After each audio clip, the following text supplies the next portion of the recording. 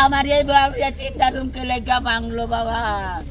আমার দিনা গো বাবা মরা যাইব, আমার দিনাটা তো জামাই হতো লাগতো না, আমি কিস্তি দে বাবা। এর সাথে আমারে কি করলো রে বাবা।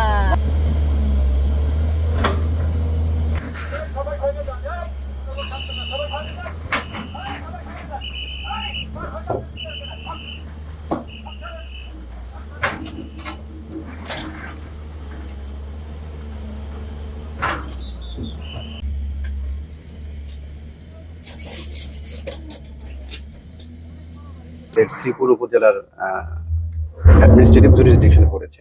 সেখানে আজকে আমরা একটা উচ্ছেদ অভিযান পরিচালনা করছি।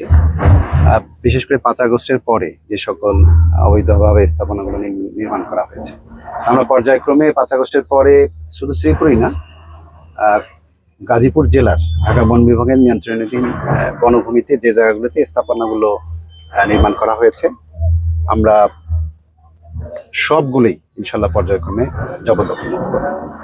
এই উচ্ছেদ অভিযানে অপারেশনাল কমান্ডে বাংলাদেশ সেনাবাহিনী যুক্ত আছেন। এছাড়া আমাদের সাথে Bangladesh police, border guard Bangladesh, rapid action battalion এবং আনসার সদস্যরা সহ বন বিভাগের নিজস্ব কর্মকর্তা কর্মচারী এবং শ্রমিক সহ প্রায় 350 লোক আমাদের এই উচ্ছেদ অভিযানে কার্যক্রম পরিচালনা করছেন।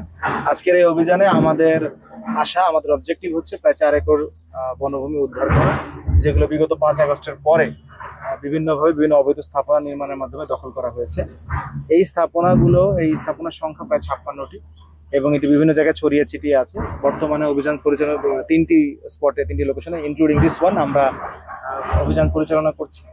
আমাদের আজকে আমাদের অবজেক্টিভ 4 একর জমি, এই 4 একর জমির আনুমানিক মূল্য প্রায় 20 কোটি টাকা, মৌজা প্রায় জমির দাম অনুসারে। তো আমাদের এই অভিযানের প্রথমে আমি বলবো যে আমাদের বাংলাদেশ সেনাবাহিনী এই অপারেশন কমান্ডে লিড দিয়েছেন। সেখানে দীর্ঘ প্ল্যানিং ছিল।